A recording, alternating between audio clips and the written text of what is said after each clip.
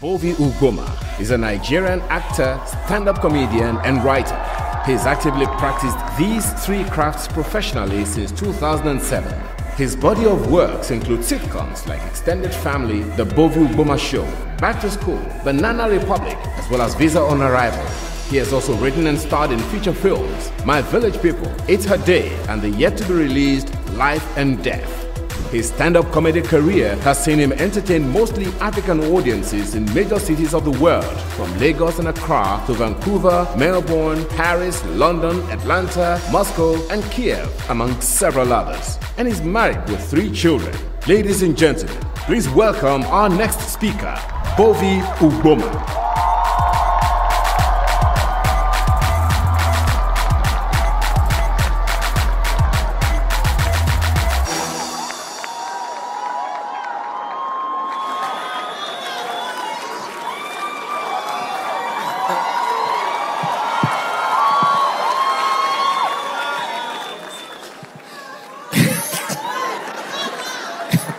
Please sit down.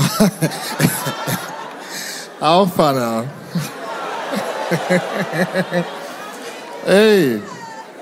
Voila. Okay. First of all, let me ask us, because this is actually coming from my heart. Mona putting our hands together for Miss Folake that just spoke. Mona, clap for him again.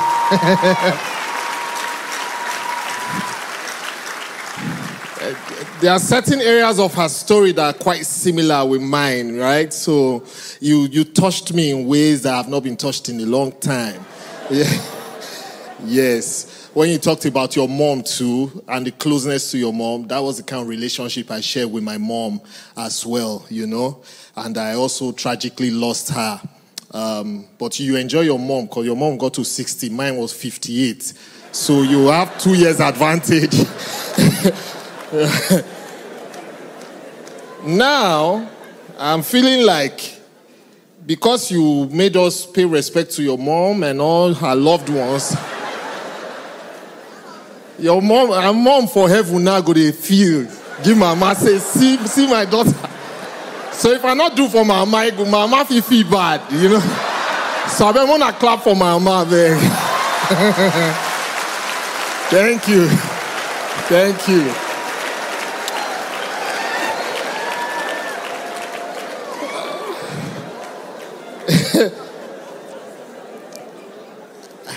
I've not done this type before on this scale, you know. I'm used to just performing, right? But I have a few, but this size, so people should manage me. I told Pastor Sam, you see, I came with my notebook and everything. Pastor Sam said, don't worry. Yeah, is it not me? That anything I forget, I should just crack joke. In my mind, I say, Pastor Sam, no, the kind jokes what he crack. May God not go strike me here. So, I'll behave. And in case I'm loose guarding, once soon I just shout, hey. I will stop, okay? All right. Mind shift. Mind shift.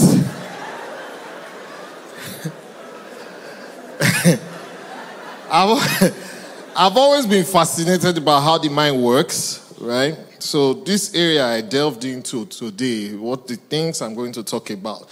I'm very happy I chose this area because I wanted to talk about us as individuals and what we're capable of. But luckily for us, Miss Folake spoke in that regard, right?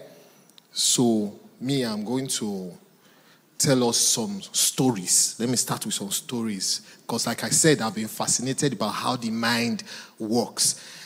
And the more I delved into this topic, the more I realized that 45 minutes cannot deal with the topic. 1 whole day cannot deal with the topic. 1 year cannot deal with the topic. You know why? The mind is designed to just be thinking and shifting. We cannot exhaust this topic as a matter of fact. But you see, like I said, from a very young age, I've been fascinated about the mind and how it works. When I was 17, story number one. When I was 17 years, my mom took me to a revival service. It was the third year in a row we were going for that service. After the service, I told my mom that there's a prayer they prayed that I'm never going to pray again. She said, which prayer is that? I said, they say we should pray to break the chain of generational curses. She said, I said, yes. I prayed it when I was 15, prayed it when I was 16. This year now I'm 17, I'm praying it again. She said, why? Why will I not pray it again? I said, because except say God not a year.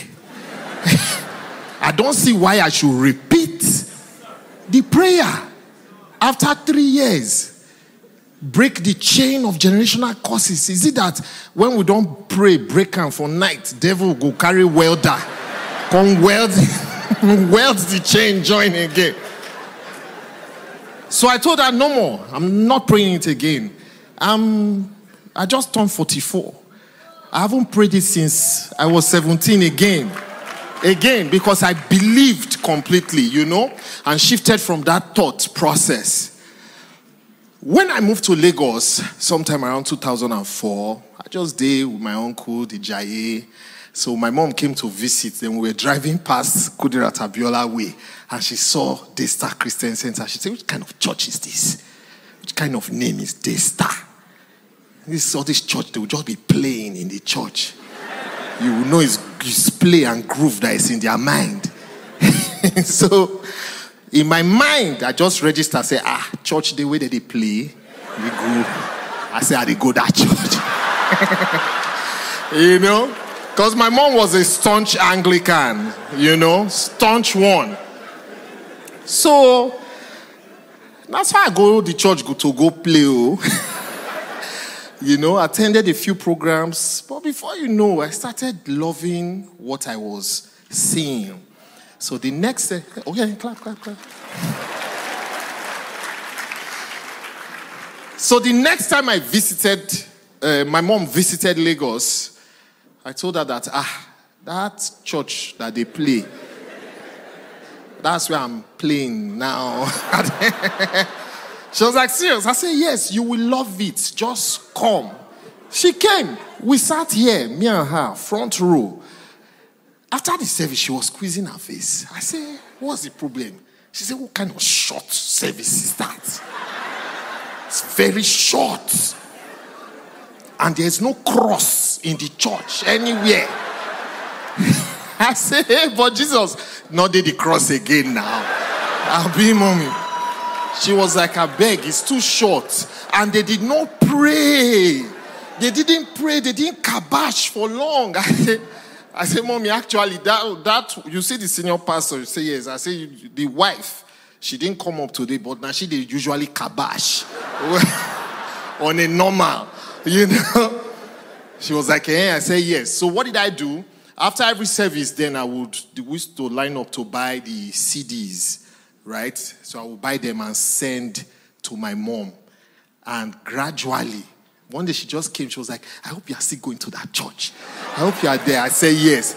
She said, then I hope you need a spiritual father in the church. I said, you won't take her to the level 1 or plan. She said, no. Little did I know, the next service she attended, she marked faces. Then when I had my baby's naming ceremony, Pastor Godwin was the one who came for me. I spoke to him and he said, sure, why not? So she took him to a corner and said, please, I need you to be his spiritual father. So Pastor Godwin call me like spiritual father. And Pastor Godwin not too senior me. My spiritual guy man. So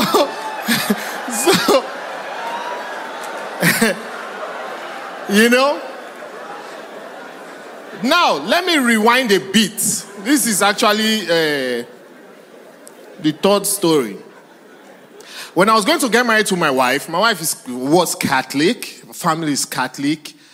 They told me, I went with my brother, they told us that, listen, she's Catholic, you will never take her away from Catholic. We said, okay. Then I said, why did we rush to answer like that? Are you sure? We said, no, we mean it. My brother said, Shebi is God they worship there. He said, yes. And we too is God. So anywhere is fine by us, you know? So we got married in the Catholic church and everything. The first Christmas together, my wife said, we must go to Catholic church for that Christmas service. I said, no problem. But after that, you need to come to my own church to come and see for yourself. She's like, no, it's Pentecostal church, all their things, it's too dramatic, everything. She went for one. When the pastor was coming up, the church was hailing. I say, fine. I say, you see this guy in this church, he not like hailing. I say, even when he wants to come up, they deceive us that now bow your head so that the word of God will enter. He go can't dodge the entire stage. You they see and they literally they dodge that.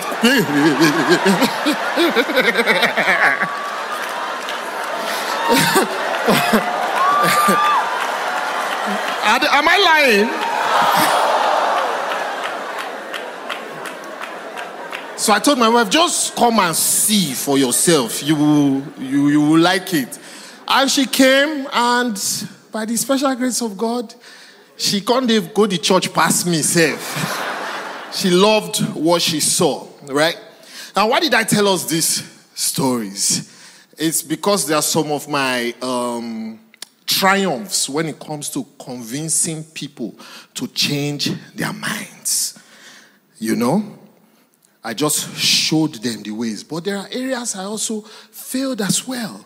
When I started dating my wife into our early years in marriage, one common thing used to happen. My wife and her sister, anytime they clash, I would sit them down. I would ask my wife what happened. She would tell her version. I'll ask her sister. Sister would tell her version. And believe you me, it is two different versions entirely. So I used to say one person is lying or one person is mad. You don't understand. When I say two different versions, they are sitting. So this one is talking. This one say, hey! When? Then when this one talks, this one will be like, hey! When? And that was the light bulb in my head of perspective. So sometimes when some people seems like they are lying, it can be psychological, it can be trauma. But I realized that the mind locks like a missile. Once it is locked, there's nothing you want to tell that person.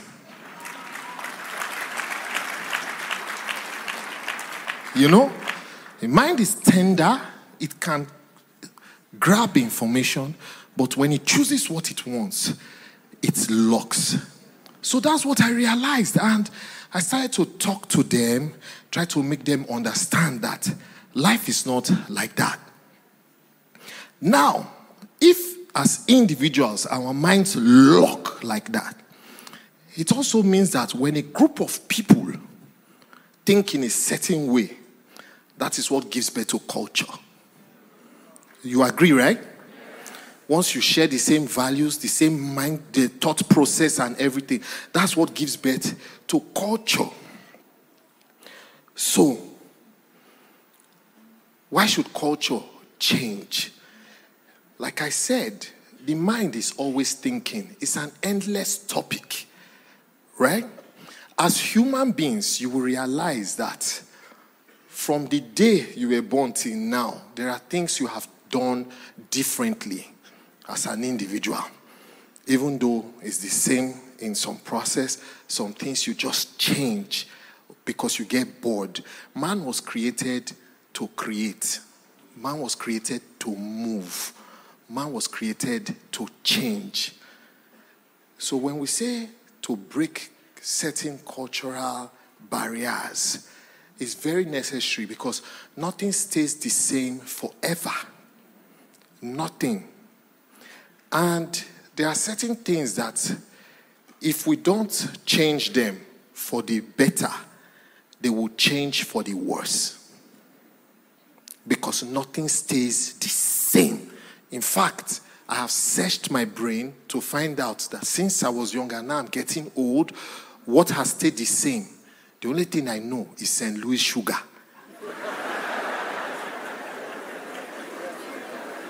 Am I lying? The packets, the size, the color, the logo, everything about it is the same. Apart from that, every other thing changes. So there are certain cultural practices that are bad. Over time, they have changed. You know, time was when in certain places, they used to kill twins. Once you're born like this, now two, pia, pia. Right? Before I continue, you will agree with me that Nigeria is such a plural nation. We have maybe over 250 different cultures because we have different languages. You agree, right? So there are certain cultural values I share that many of you here don't share or practice or agree with. So yes, there used to be killing of twins. It changed. In certain cultures, if a husband dies, the widow is locked in a room with the corpse, her hair shaved, the water they use in bathing that dead body, she's made to drink it. You didn't know?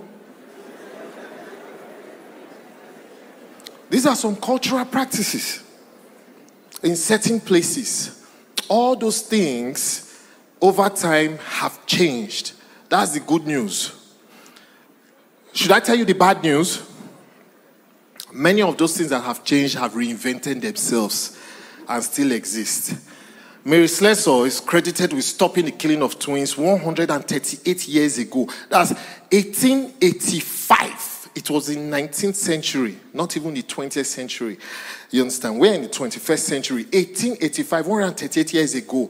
Barbaric act, killing of twins. The moment they are born, they kill them.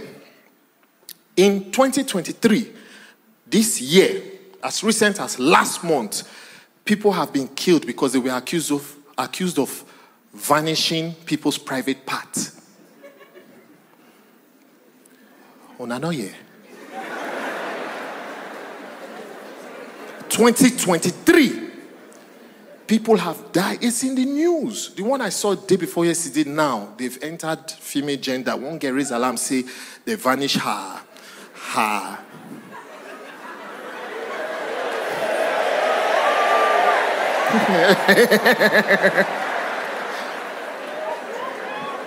Are you seeing the kind of things people are thinking about? We live in a country where if they shout at somebody, thief, thief, thief, ordinary, normal citizens will gather that person, and if he's not lucky, they will beat him to death, and they will go home and sleep. Are you seeing the kind of thought process? So some of these things have come back. So I started to think, what could be responsible for some of these practices? Number one, lack of information. Information is knowledge. Lack of information, lack of knowledge. I was sitting here one day when Pastor Sam preached and said that many centuries ago, when the early man tried to cross the river in some places and he drowned, they built a bridge. In some other parts of the world, when they tried to cross the river and they drowned, they started to worship the river. You remember, say you talk that in Abi?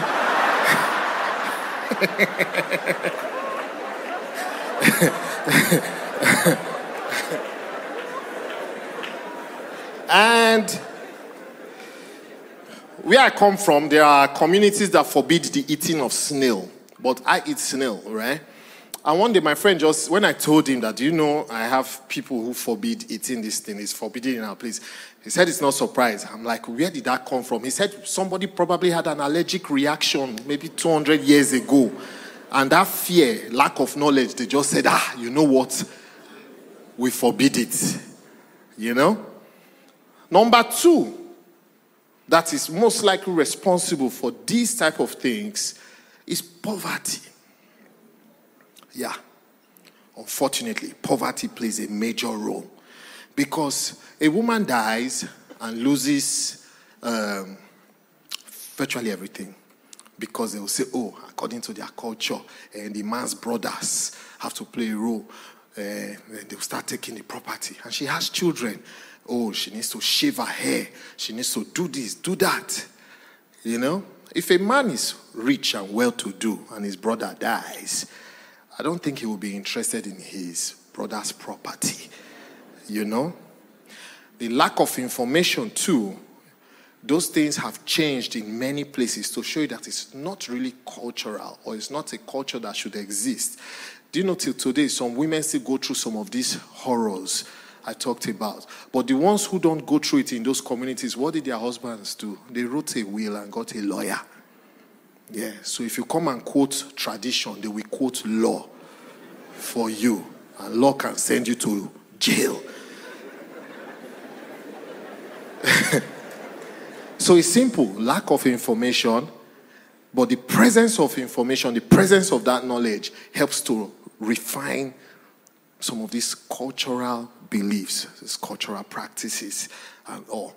And then poverty has a major role to play. Do you know that before, in most cultures, bride price is a symbolical thing that you drop, 10 kobo, 20 naira. But now it's very commercial. It's poverty. In some communities, if you are a master's degree holder, they have your prize.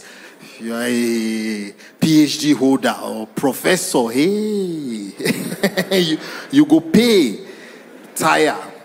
Those things, you know, these are cultures that it's poverty. That's the truth. Now, should we be custodians of our culture? Yes, but we should be for the ones that are beneficial to the people, that is making us a better people.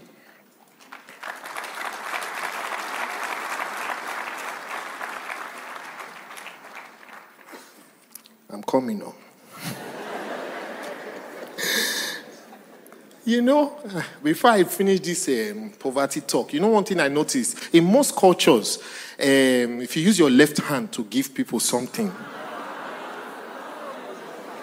what will happen? That means you are rude, you are untrained, you are being disrespectful. I've never seen anybody that they gave $10,000 with left hand. And I say, no. You are using your left hand. Because it's poverty.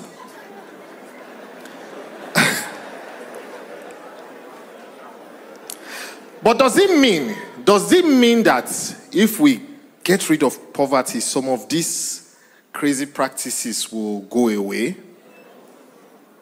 Not exactly. I gave extreme examples, right? And I also stated clearly that we are all from different places. In this hall, there are at least 20 different tribes present here, if we take this statistic. And these tribes have their different cultures, some similar, some varying, right? But what do you think we share, irrespective of our different cultures? What is that culture that you think we share? There may be more, some positive, some negative. I've been thinking really, really deep, and I realized that if there is one thing we share, all of us, it is clandestine. It does not meet the ordinary eye. It is there, but it's just evasive. It's hidden in plain sight. It is the culture of shame.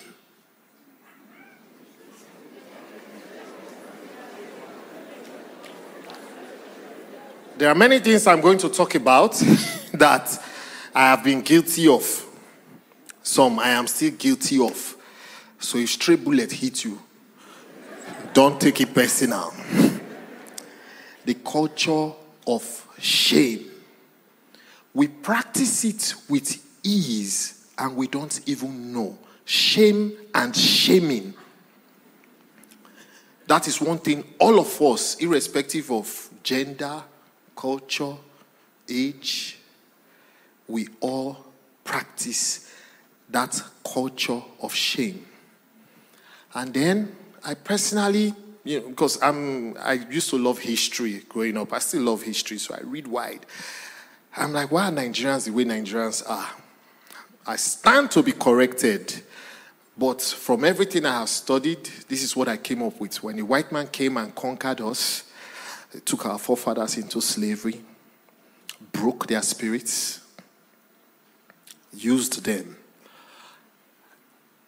When slavery ended, slavery started again. They just reinvented it. They called it colonization. They were helping us, teaching us how to manage us for ourselves. During the era of slavery, the first set of people to get a grip of the English language, the white man made supervisor. They gave him shoes, they gave him khaki, they gave him a baton. He was not just interpreter, he was supervisor of his own peers. And he was a slave as well to the master. It was his master. Do you know that anything that is given to you, whether you like it or not, there comes a time you will start to give, because you cannot give what you don't have. And what you have, you were given.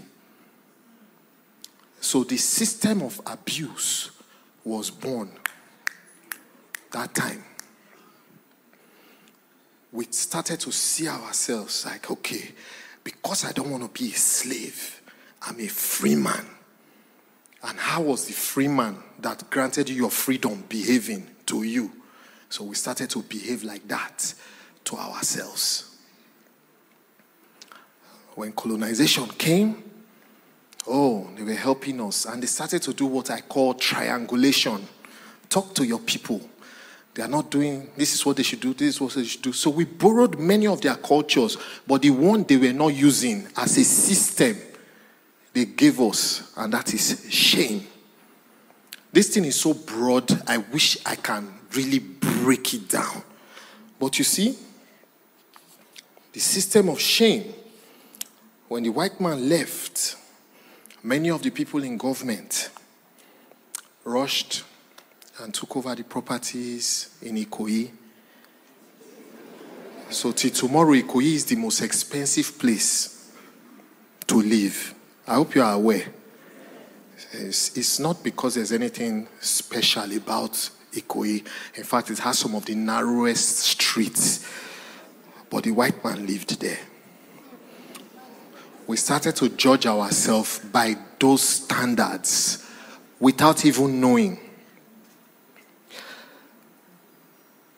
It gave birth to competition amongst us instead of collaboration. That's a topic for another day, because I personally feel one thing that has aided competition is polygamy.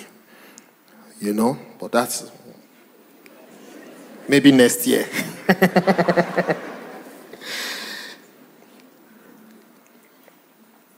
When you tell your child or your friends about the position they carry in class, you are indirectly breeding shame, because only first mattered to us. When you say things like, see your mates, you are breeding shame. We have an affinity for anything that is foreign. Yeah. Because we are ashamed. There was a shirt I wore one day. One of my rich friends saw it. Man, this is your shirt. We'll be there dance somewhere. I said, man, this your shirt? I said, yeah. It's like, man, where did you get this? I said, now my tailor for Nigeria. He was like, oh, okay. Because it was not foreign. But when he saw it, he saw the quality first too. But the moment I said, here, now this one I'm guilty of. There are places I've taken my proposals to for things I want to do. The difference was that I just look for one white girl, follow body. When I go with Una, they distress us. But just add a white girl to the team, they pay attention to you.